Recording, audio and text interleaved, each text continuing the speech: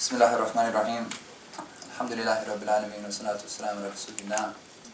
My dear sisters and brothers and guests, Assalamu alaikum wa rahmatullahi wa barakatuh. Thank you, Nadia, for that introduction. It is an honor to be here for my first time here in England, my first time in London, to be a part of a panel much more impressive than myself. I'm really very honored to be here, to be invited, and to answer a very important question. The decolonization in the context of the Muslim world, what does it mean to decolonize it? What does it mean to decolonize the Caliphate? And of course, within this question, there are many other questions that we need to answer and to address ourselves to. Now, in setting ourselves to this task, I wanted to begin being first on the panel to make intentions as we approach the discussion. First, I'll speak for myself, of course. We have a very diverse panel, a very diverse audience. First, for me, is to honor our responsibilities to God in our personal and our social lives, to act on the guidance that we have been given, to serve God by serving His creation, hoping for His mercy by showing mercy. In doing so, meeting not just the needs of our immediate neighbors, but committing ourselves to rebuilding a civilization that truly honors human dignity and human rights. To affirm our belief in the Sharia, in the way of the Muslim, and affirming that it is a system that truly honors that dignity and rights that I have mentioned. And to affirm, again, I'll speak for myself, to affirm my belief that Caliphate is, in our striving for it, and in an ideal sense, at the very least, is a system that allows for the fullest implementation of the Sharia and the implementation of a system that honors these dignity and rights, mobilizing the power of people and our resources towards those ends.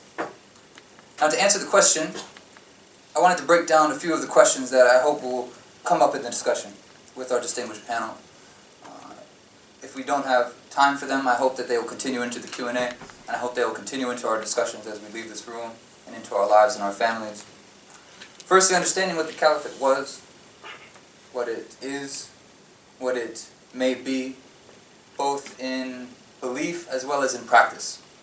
And we have to do so, of course, with intellectual honesty, understanding that any efforts after the death of the Prophet ﷺ, peace and blessings be upon him, are inherently flawed, humanly flawed. We have to understand, or seek to understand, how the Caliphate, the lands therein, was lost, was colonized to begin with, and why.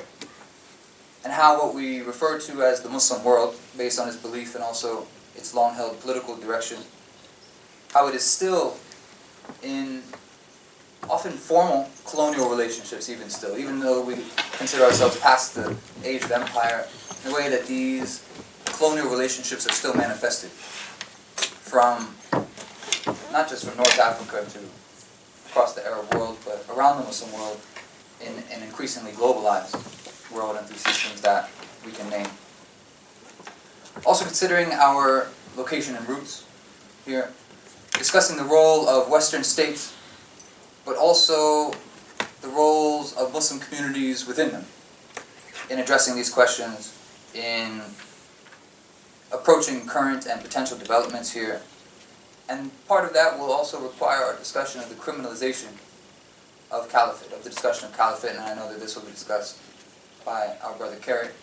The criminalization of this belief and the internalization of that pacification of Muslims I won't speak for England, but I can tell you that in the United States, this is very poignant. And I have to also thank you all for being here. It is truly a beautiful moment to see such an audience gathered for a discussion of this topic, after many years in the U.S. where these discussions are hushed and kept underground. And it's very nice to be able to have an open discussion. I hope what will be an open discussion of the topic as well. And finally, if we accept that the re-establishment, or that the establishment of a caliphate based on the precepts of prophethood is a goal of ours, and I do believe that for Muslims it should be, And I also believe that for people of other faiths, or for people of no faith, however it is that you derive your ethics, that for all human beings that you would find in this system the ideal system of government, a system that truly does benefit the human being in the deepest sense. If this is our goal and we agree upon this, then laying out before we leave short-term, mid-term, and long-term goals for how do we begin this work of organizing ourselves in such a way. So, like I said, I entrust most of this discussion to the very qualified and diverse panel that we have here, but before I pass the microphone, I did want to maybe not close, but at least engage in one important discussion. And this is that we are not utopians, necessarily. We do not worship people, and even if we, as we review our history, we assume the good character of people, beyond those, of course, divinely chosen, we accept that mistakes were made, sometimes grave ones. Even Omar, may God be pleased with him, he encouraged the people when announcing his caliphate and his leadership, when discussing his leadership, invited them, if they sensed any crookedness in him, to straighten it. To which, as the story is told, a man rose from the audience and told him, "Wallahi, by God, Omar, if we sense any crookedness in you, we would straighten it with our swords." And this was responded to with appreciation, with a laugh, as we're told. He said, "Alhamdulillah, thank God for a community that would straighten the crookedness of Omar ibn Khattab with their swords." And so we ensure our spiritual safety by not clinging to necessarily the ideas of others, the standards of others, but holding to divine revelation and the prophetic praxis, and judging others according to that. I'm reminded of the hadith of the Prophet ﷺ, in which he predicted that prophethood would remain among you as long as Allah wills, prophethood referring to himself. He will bring about its end and follow it with khilafat on the precepts of prophethood for as long as he shall will, and then bring about its end. A tyrannical monarchy would follow that as long as Allah shall will, and then that will also end upon his decree. And finally then will there emerge khilafat based on the precepts of prophethood. And on that point, as it is reported in Musnad of Ahmad, the Prophet said no more.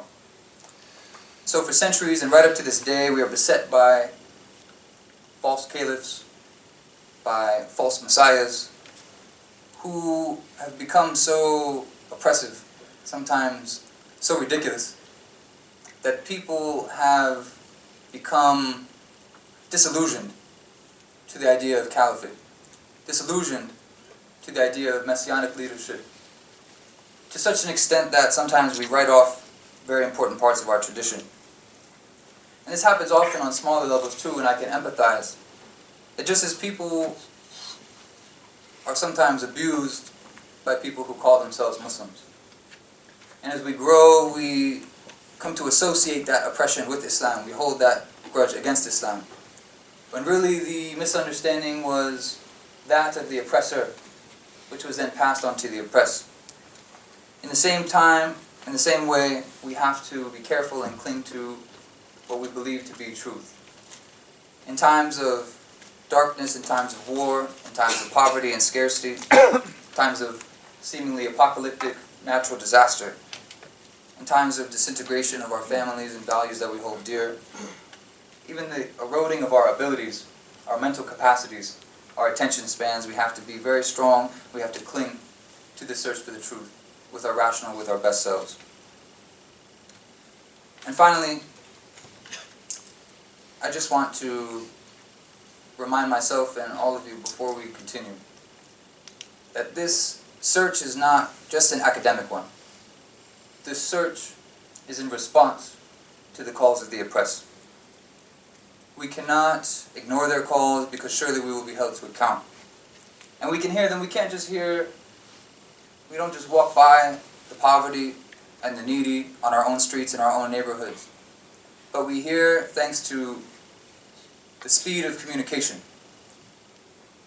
We hear the calls of oppressed from China to Myanmar, across South and Central Asia, across Africa, South and Central America, across the cities of North America and Europe, all around the world. We have people with problems, many of which can be solved, many of which can be addressed, if we were to renew our intentions and we were to really organize and come together looking for the system that will solve them. And we hear them. We're not free to just leave and they're calling and they expect an answer. I end on the hadith, which reminds us that God will say to a man on the Day of Judgment that I was ill and you did not come to nurse me.